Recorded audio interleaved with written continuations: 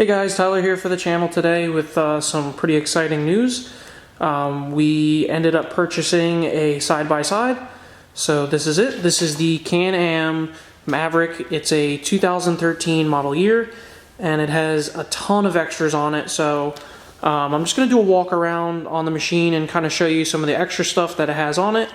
And as you can see, it's a little bit of a tight squeeze in the garage now with both cars in here.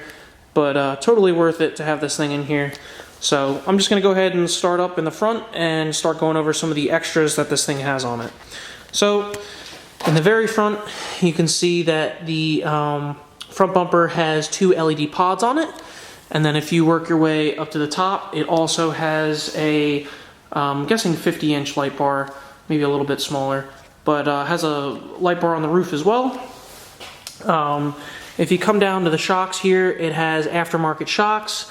These are from racingsprings.com. Still has the Fox reservoir and everything, but these are an aftermarket shock kit. Going over to the tires, it has larger tires than the stock ones, along with different wheels as well. The roof is a different roof.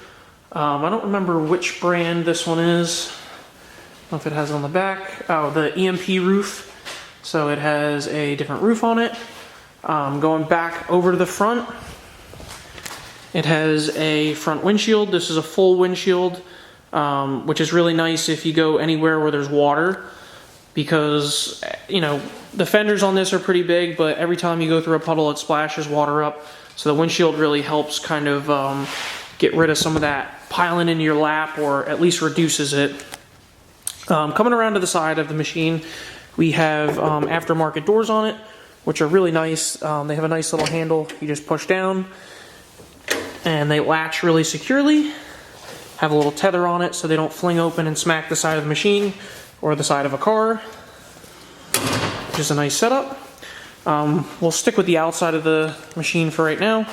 It has an aftermarket slip-on muffler right there. I believe it's Two Brothers. It's just a slip-on exhaust, but it makes a pretty good amount of noise. Staying with the back, this has a aftermarket audio system that is a Bluetooth setup, along with the light bar as well in the back. That way, if you're backing up at night, you can see a little bit better. Also has some aftermarket suspension pieces in the back here. Anybody who knows a little bit more about suspension, you can chime in down below and talk about that. Has a hitch on the back for if you want to pull anything or do any kind of farm work with it. We probably won't be doing a lot of that, but it's good for if you get stuck and need to be towed out. Heading into the inside of the machine. So right from the start, you can see that the steering wheel is different. This is a Dragonfire Racing aftermarket steering wheel. Has a suede feel to it, and it's actually a quick detach, which I'm not going to take off because it's hard to do with one hand. Also, one of the biggest things that people complain about these machines is that they have no power steering, which luckily for us has been fixed. As you can see, there's the module for it, which is really nice because at low speeds, this thing's about 1,500 pounds, so it's kind of hard to cut the wheel when you're at a dead stop. Not impossible, but just something that is a little bit nicer for when you're doing some slower trails, or you're crawling through mud or something. Just a little bit easier to turn the wheel. Also on the inside, we have a little rear view mirror, which is cool for if you're doing trail riding and somebody gets stuck, or you're looking for somebody behind you. So that's kind of a nice setup. You don't realize how much you need it until you start using it. We have aftermarket harnesses, which I can't stress how awesome these really are. These are Pro Armor ones. They're really nice. The padding on them is super nice as well. The seatbelts that they come with are sufficient and they do the job, but you don't get the type of comfort, and you just feel safe in the harnesses. You're much more connected with the machine. You feel like you're not going to fall out.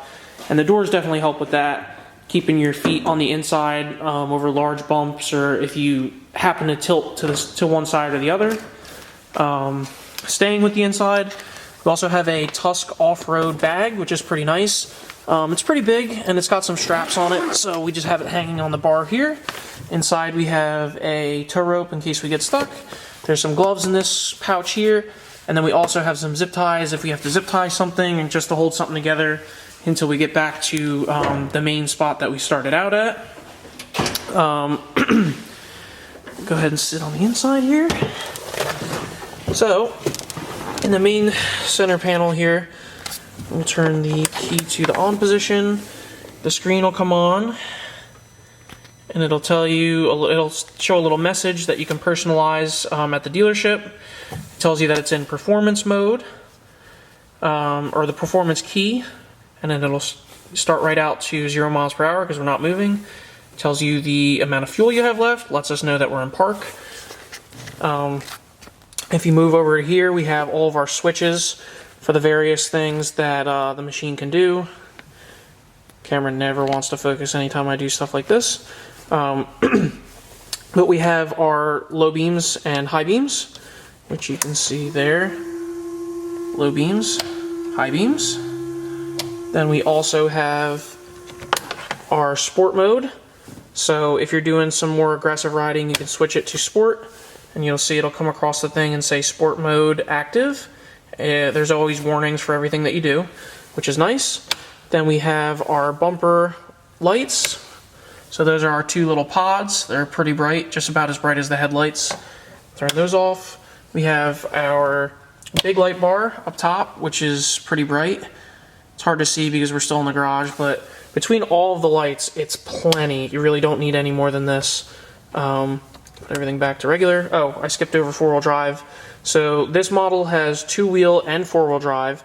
So right now it's in 2-wheel, and if you switch it to 4-wheel, it'll let you know on there that we are now in 4-wheel drive. So I'll put it back to 2, because when we pull it out, it'll be on concrete. And you can actually hear the differential locking in the front. We have a stereo switch, so as soon as you hit the stereo switch, that gives power to our stereo system in the back, which to activate is super easy. We would just press the power button here, and that'll turn on the power to the system in the back. And then it's all Bluetooth connectivity, so we can turn the volume up, down, pause a song, change a song, go back. It's actually a really nice system. So yeah, that's pretty much it. Start button in the center, like I said, key on and off. I'm not going to start it up because we're in the garage, but like I said, it does have a slip-on muffler, so it is pretty loud. But yeah, the thing is, it's pretty hooked up, and we took it out last weekend, and it did extremely, extremely well on the trails that we were doing. And I mean, it's just a really good-looking machine. Can-Am kind of knocked it out of the park with this one. It's got a super aggressive look. And this is a 1000 motor, non-turbo. So the power kind of comes on. It's a CVT transmission as well. So the power kind of stays on throughout the whole rev range because it doesn't have to switch gears.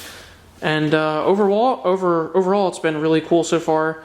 We're definitely going to do some more videos of this thing out on the trail. Like I said, we just picked it up, so I haven't had a chance to do anything yet. We took it out for the first ride the other day.